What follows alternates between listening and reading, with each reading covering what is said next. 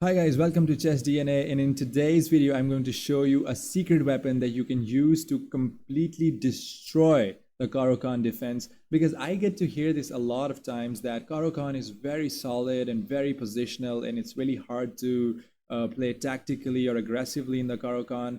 But there are some tricky systems and some secret weapons, I would say, that you can use and implement them, especially in your blitz and rapid games, to gain massive rating and get massive success. And I have had a lot of success using these tricky weapons and tricky lines in especially in blitz and rapid games. So I'm going to show you one of those tricky systems in this video. So the game starts with e4, and the Caro-Kann players just go c6 in their first move. That's how the starting position of Caro-Kann looks like. But what's the purpose of this c6 move? Well, they want to go d5, then they want to get the bishop out of that pawn chain, and then they want to go e6, something like that. So they want to build a solid pawn chain on the light squares. And the difference between the Caro-Kann defense and the French defense is that they usually want this light square bishop to be outside of this pawn chain that they are going to form on the light squares. So here I recommend going knight f3 or even knight e2, which is even trickier, because now if they go d5, you can just go e5, just gaining some space on the king side. And if they go bishop f5, well, one of the point of going knight e2 is that bishop g4 is not that effective anymore. So if they, like, for example, go bishop g4, you can just go h3, kick the bishop back. But more suitable move for them is to go bishop f5, against which you can just go knight to d4, hitting that bishop straight away. And they will drop the bishop back to g6. Otherwise, there is no point. If they just go back to e7 and then play e6, then the bishop is again locked inside the pawn chain. So bishop g6 looks like the most suitable move. And here the point is that we are not going to allow black to play e6 move. We are going to go e6 ourselves. And here, if they take, then we are just simply going to take back on e6, hitting the queen, hitting that dark square bishops, and just after queen d6, we're just going to take that bishop, king f8, and their position is a little bit disturbed on the king side. They will take a few moves to, artificially castle. And meanwhile, you're just simply going to play d4, bishop d3, castle, knight c3, and your play is going to be much smoother and much more, aligned with the flow of, general principles of chess. So that's one option if they just take on e6. But if they don't take on e6 and they decide to kick the knight away so that only then they can take on e6 or something, well, that is just going to seriously weaken that light square diagonal, and you're going to immediately take advantage of that. Immediately bishop to b5 check, and they have to go knight c6. Otherwise, they have to give up their queen, but then you simply take the knight on c6. And if they take, then you're simply going to take on c6, forking the rook. And forking doesn't even matter. They have to block with the queen and it's over. Let's say they just take here, bishop takes, and they have to block with the queen and it's over. They have to give up their queen.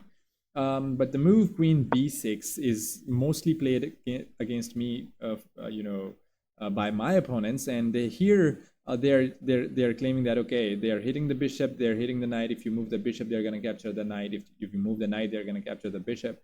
But the tricky move is a knight c3, and we are defending the bishop now. So if they capture the knight, boom, knight takes on d5, hitting the queen. So pawn does not have any time to capture here, and even the queen cannot take the bishop because of knight to c7, forking the queen and the king. So if they take knight to c7, forking everything, the rook, the king, and the queen. So that's the trick here. And they cannot capture the knight because it's the absolute pin by the bishop. So they can go just like, for example, queen to b7, just defending the pawn. But here the move is bishop to a6 check, and not check. Checking the queen. Yeah. So they cannot capture because knight to c7 again, forking everything. So queen, the rook, and the king, everybody is forked once again. So here they can probably go queen to b8, and here I just recommend going queen to g4. So they would be thinking that, okay, the queen goes to g4 to protect the pawn on e6, but if they capture the knight, then the point of queen g4 is to swing over and go queen a4 check, and it's mate in 2, king it goes to d8, you're just gonna mate. So the only move is you have to block with the queen, and after king d8, queen to d7 is checkmate. So that's one interesting system. I hope you guys liked it. You can use knight f3 order if that's included in your repertoire to reach this position as well. So if you just start with knight f3, they go d5, then you can just go e5, and after bishop f5, you can go knight to d4, and once again arriving at the same position. And here, if they, for example, go bishop to g4, which is a more solid or positional line, then I just recommend going d4.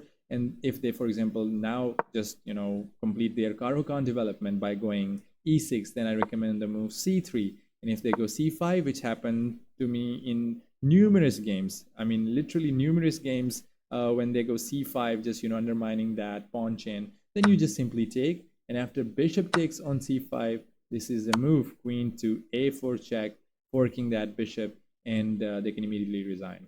They choose to continue playing after knight c6, you grab.